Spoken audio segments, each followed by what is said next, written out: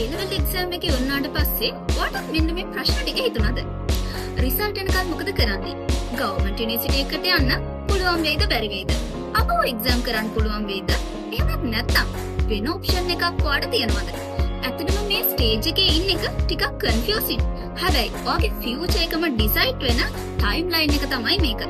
ඔයා කවදා හරි හිතලා තියෙනවද විදේශ රටක අධ්‍යාපනය ලබන්න? ඉන්ටර්නැෂනල් ඩිග්‍රී එකක් ගන්න? ග්ලෝබල් කැරියර් එකක් බිල්ඩ් අප් කරගන්න. ඉතින් මේ වෙනුවෙන් ඇප්ලයි කරන්නේ කොහොමද? යුනිවර්සිටි එකක් සිලෙක්ට් කරගන්නේ කොහොමද? හොඳ කෝස් එකක් සිලෙක්ට් කරගන්නේ කොහොමද? වගේම වීසා ප්‍රොසෙස් එක කොහොමද කරගන්නේ? ස්කෝලර්ෂිප්ස් අවైలබල්ද? මේ සම්බන්ධව ඔයාලට කිසිම අයිඩියා එකක් නෑ නේද? ඔන්න ඔය වෙනුවෙන් තමයි EduCampus අපි ඔයාලා වෙනුවෙන් ඉන්නේ.